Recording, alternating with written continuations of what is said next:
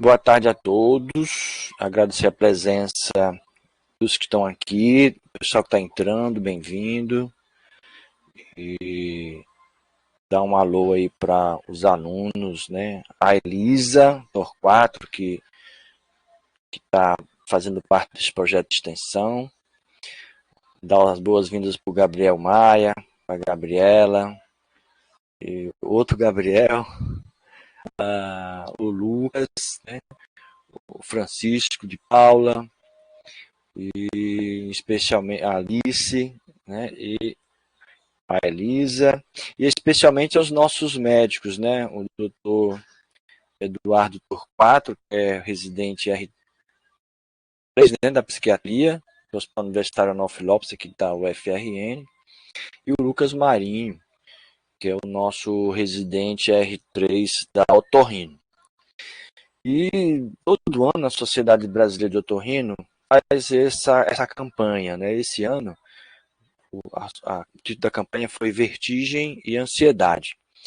Então, a gente organizou assim, fazer um vídeo, né? Vamos convidar esses especialistas aí, um otorrino e um psiquiatra, já para falar um pouquinho das suas experiências de o que tem de semelhante, diferente, né?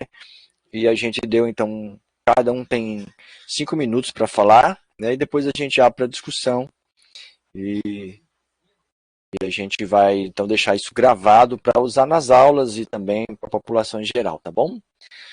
Então, lembrando que na nova Lei Geral de Proteção de Dados, tudo que vocês estão digitando aqui no bate-papo também fica visível, tá bom?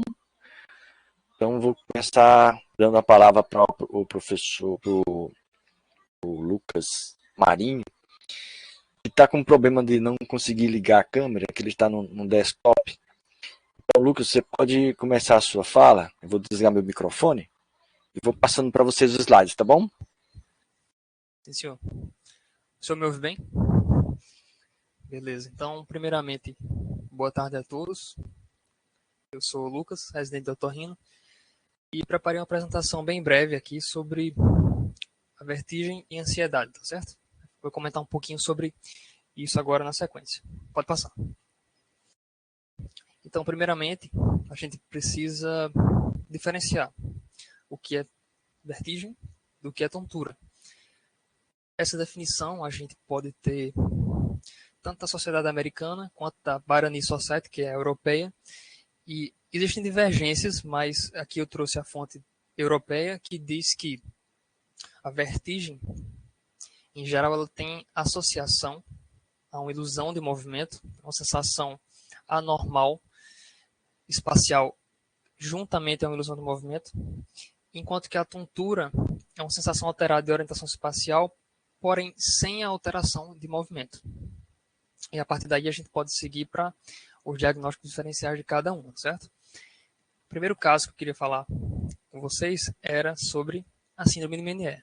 Na verdade, eu trouxe aqui uma notícia, né, veiculada no UOL, de uma atriz, né, da apresentadora, que acho que talvez muitos conheçam, chamada Mariana Rios, 36 anos, e ela contando sobre a experiência dela com a chamada síndrome de Meniere,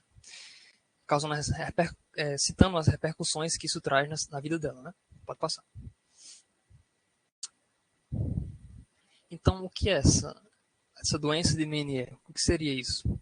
Basicamente é como a gente chama, hidrópsia endolinfática, é uma alteração no líquido do labirinto que afeta tanto a cóclea quanto afeta os canais semicirculares.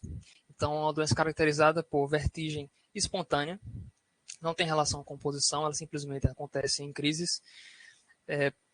A perda auditiva, que inicialmente é para frequências mais graves, e esses sintomas auditivos são flutuantes, então ela ocorre em crises. E além disso, aqui não está escrito, mas também o zumbido também e a plenitude oral é muito comum, ou seja, o zumbido, o barulho no ouvido e a sensação de ouvido tampado. Isso tudo sem outro diagnóstico vestibular mais provável. Tá? Então pode passar. Então, outra doença que eu resolvi trazer também aqui, que tem muita relação com ansiedade, é a tontura postural perceptual persistente, né? Um nome complicado aí, a sigla é TPPP. O que seria isso? Isso não é mais uma vertigem em si, é uma tontura, tá? Como o próprio nome diz, é uma doença crônica, é uma vertigem crônica, desculpa, uma tontura crônica que afeta os pacientes durante a maior parte dos dias, durante várias horas, entendeu? E eu trouxe aqui algumas imagens que retratam os principais ambientes que afetam esses pacientes, que são ambientes que a gente chama de visuais complexos, como eu vou falar a seguir. Pode passar. Então, como eu falei, a tontura crônica, ele tem um componente postural, ele é pior quando muda a posição, mas acontece de forma crônica, tá? Tem muita uma relação com ansiedade, inclusive porque os pacientes, eles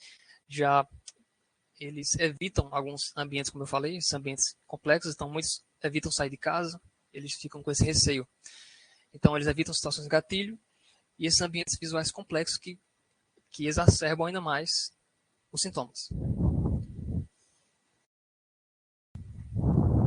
Então, o diagnóstico, ele geralmente precisa que esses sintomas aconteçam continuamente, ali por 3 meses, eles sejam exacerbados pela postura ereta, pela movimentação e, como eu falei, pelo estímulo visual. São pacientes que, quando vão no supermercado, por exemplo, ou quando estão no trânsito, ou numa festa, você tem que pensar que são vários objetos a várias distâncias. Então, na verdade, esse aqui problema é um problema da própria percepção. Então, o paciente tem muitos objetos para lidar. E aí ele não consegue, ele tem essa tontura, ele não consegue focar em tantas coisas ao mesmo tempo. Isso deflagra a tontura e também piora ainda mais tanto a tontura quanto a ansiedade que o paciente já tem.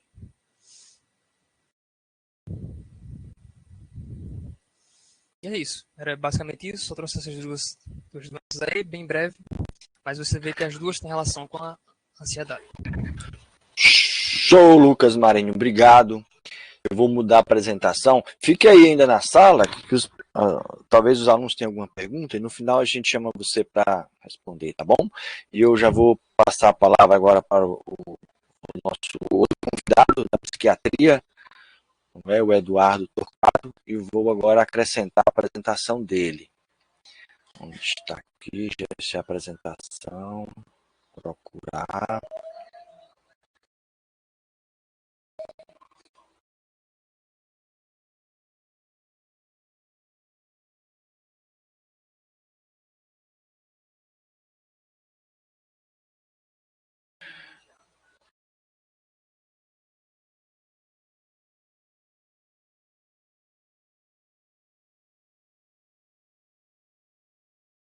Área de trabalho.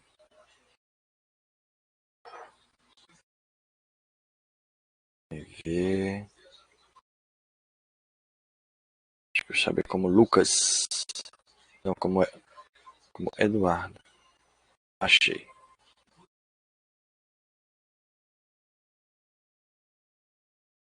Tá carregando aí.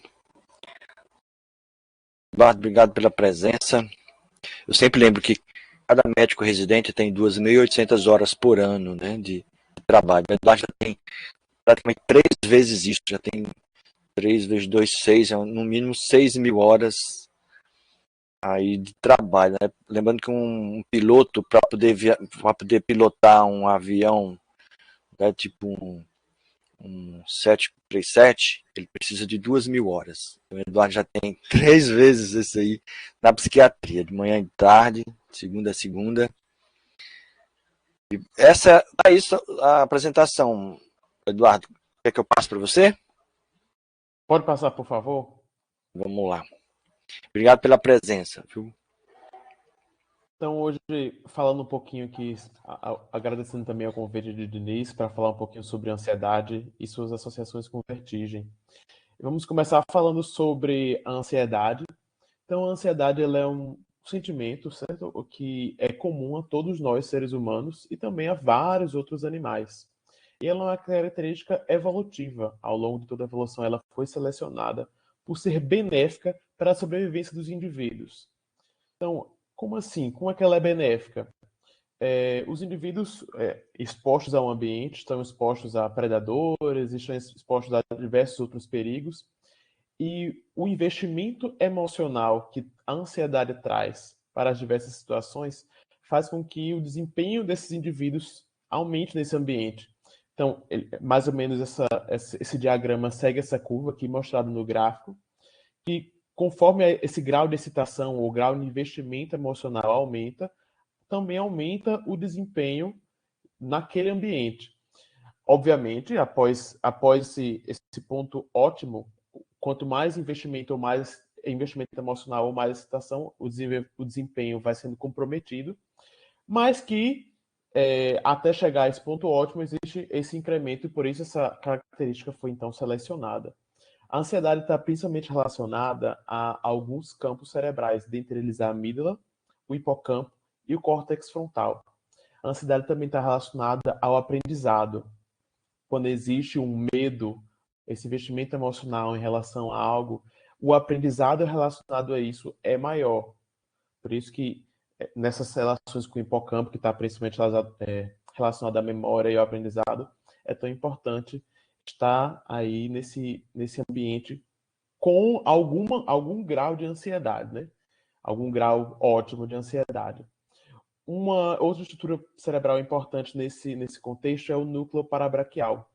Esse núcleo ele recebe aferências dos sistemas vestibulares, recebe aferências também da sensibilidade visceral e envia por essa circuitaria cerebral para esses três campos relacionados à ansiedade.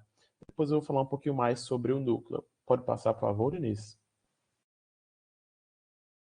Então, quando é que essa ansiedade ultrapassa aquele ponto ótimo e vem a se tornar um transtorno ansioso? A ansiedade ela traz algumas manifestações. Pode se dividir em quatro, como cognitivas, que são a perda da atenção, perda da concentração, as emocionais, que seriam principalmente a irritabilidade, as evitativas, principalmente relacionadas aos medos. Eu não vou ao shopping porque no shopping é um gatilho para minha ansiedade e eu vou passar mal, as pessoas vão olhar para mim, eu vou ter vergonha. Esse tipo de característica evitativa.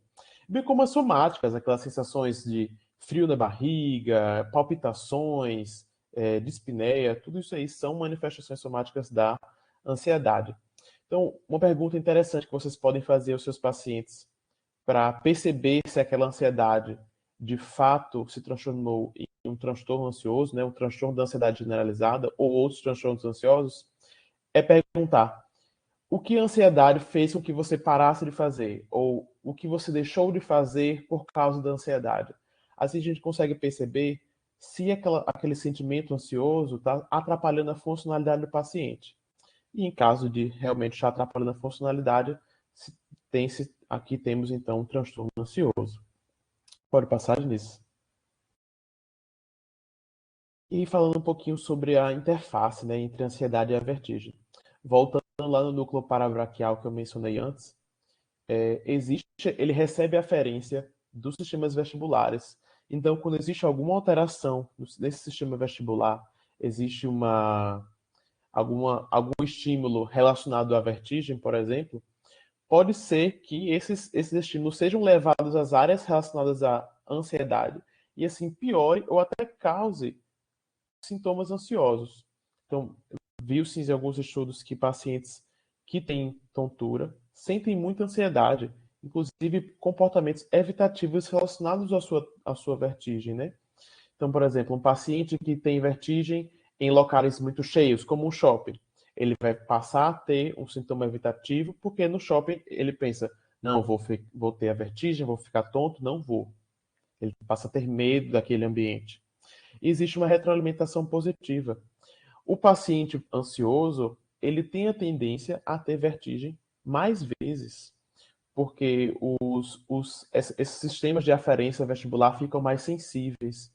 E às vezes existe um desencontro entre o que está sendo percebido pelo sistema vestibular e o que está sendo percebido pela visão.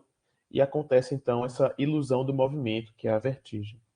Então, as vias noradrenérgicas e serotoninérgicas estão relacionadas aí, essas monoaminas, nessa sensibilidade aumentada aos estímulos vestibulares que podem causar a tontura, a vertigem,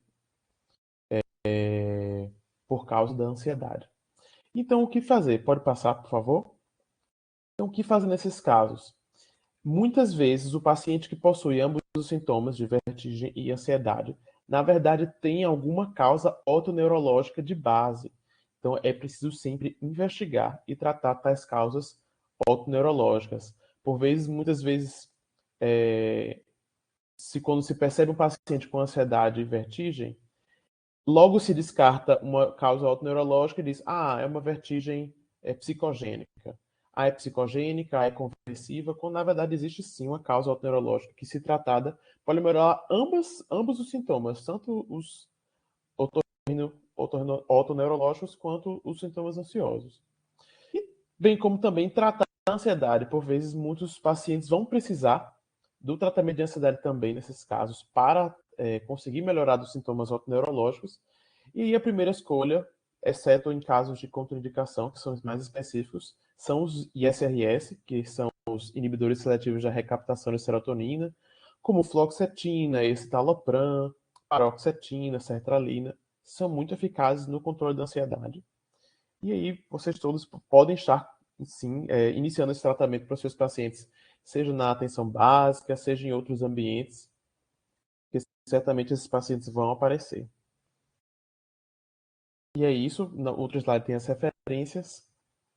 E agradeço novamente ao convite. Obrigado, Eduardo.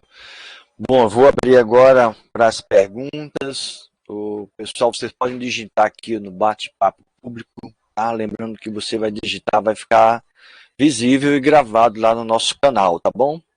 Os nossos colegas lá do semestre que vem, tá bom? Muito obrigado pela apresentação também, Eduardo, muito esclarecedora, né? E eu queria já iniciar perguntando aí para enquanto o pessoal não digita, não faz perguntas, para perguntar para o Lucas, né, os pacientes para MNE, é mais frequente em jovens, em idosos? Como é que diferencia? O MNE tem alguma causa que faz ter a tontura, né? E os pacientes com MNE, eles também apresentam ansiedade? Como é que você faz para diferenciar se é MNE ou se é uma ansiedade só? Certo. Como eu falei, o MNE, ele tem aquelas características, ele tem tanto sintomas auditivos quanto sintomas vestibulares. Sintomas auditivos, realmente a perda auditiva, que é flutuante, e na audiometria você constata perda mais de graves.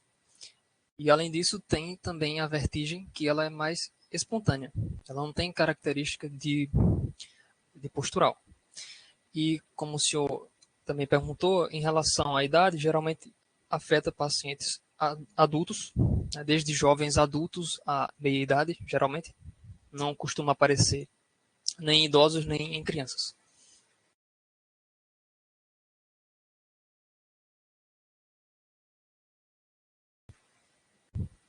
Professor, acho que está mutado o microfone.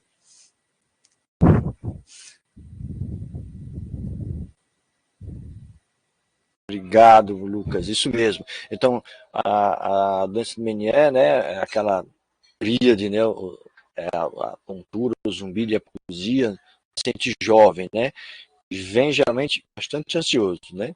Quando isso é em idoso, não é muito comum em idoso, né, dá um pé ali atrás, porque pode ser que não seja Meniere, né.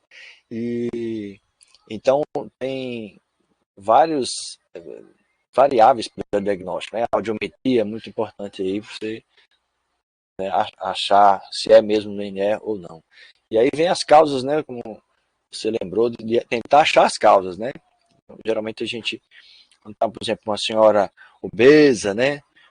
Pensamento lento, sem reclamar da demora para marcar a consulta, né? Aí você pensa em hipotiroidismo, né? Então vamos ver como é que está a dosagem do hipotiroidismo, né? Então tentar achar a causa, não tem assim um screen para MNE, né? Você tem que tentar achar com a clínica, né? E os pacientes, geralmente o paciente tem ansiedade, né? Faz parte no hospital, na delegacia, em ambiente que não é o comum, ter ansiedade, né? Faz parte, né? Mas às vezes a ansiedade é tão importante que chega a ser, né, é mais importante a queixa da ansiedade do que a tontura, né? E aí eu perguntar para o Eduardo, como, como é que nós médicos que não somos psiquiatras vamos dizer assim, esse eu vou mandar para psiquiatria, esse não. Tem alguma dica?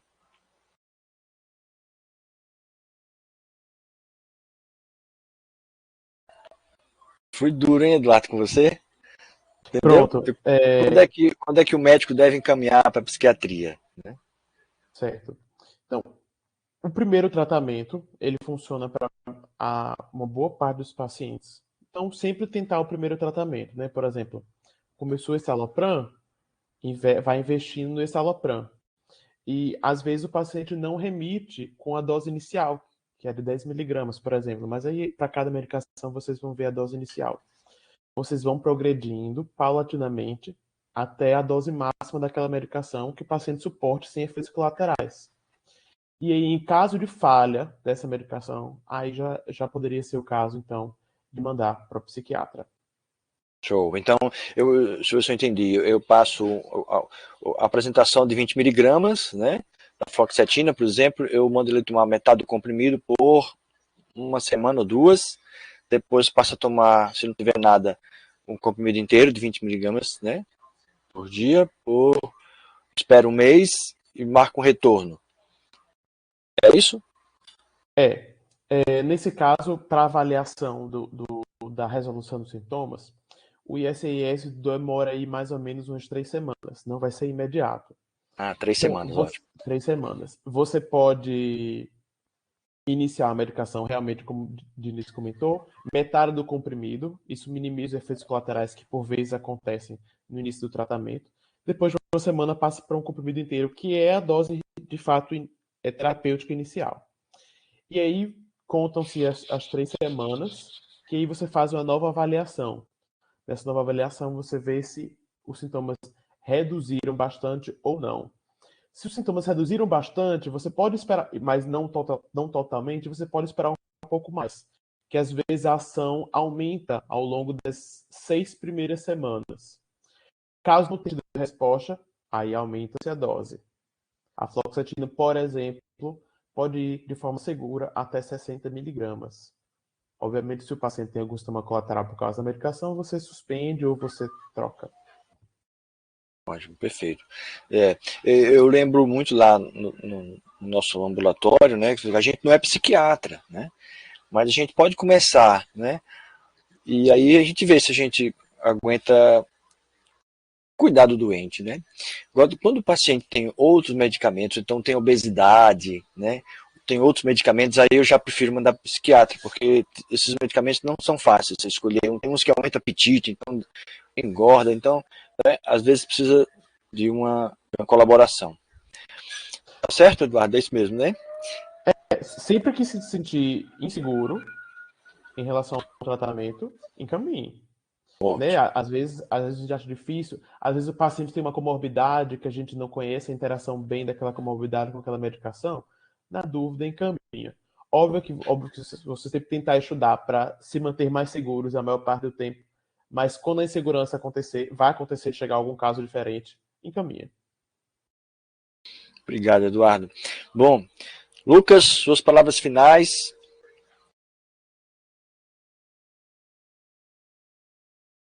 Lucas Marinho, suas... Então, o recado final eu acho que é basicamente saber quando encaminhar. Acho que Eduardo já esclareceu um pouco. E também considerar que o paciente com vertigem ele pode precisar dessa atenção aí multidisciplinar, né? E procurar saber, descobrir realmente a causa, né? Às vezes é preciso fazer um tratamento do transtorno da ansiedade e às vezes não, mas mesmo que você não faça tratamento específico para isso, você tem que considerar que o paciente tem essa queixa, tem esse sintoma. Então isso tem que ser também orientado, tá certo? E realmente lembrar que os dois andam sempre juntos. Obrigado, Lucas. Eduardo, suas palavras finais.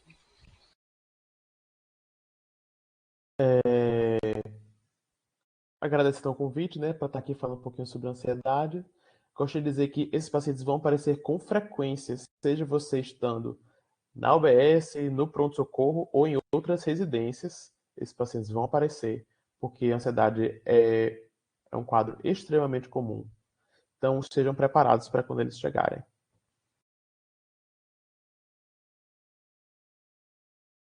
Obrigado, Lucas. Obrigado, Eduardo. Obrigado, Lucas. Um abraço a todos vocês. Lembrando que esse vídeo vai ficar gravado e podem divulgar, que o que a gente quer é que as pessoas entendam que a ansiedade faz parte da vida, né? E quando ela está com disfunção, tem o que fazer. Tem tratamento, né? Com psicoterapia e medicamento, às vezes também é necessário. Então, obrigado mais uma vez, um abraço e bom restinho de semana aí para vocês.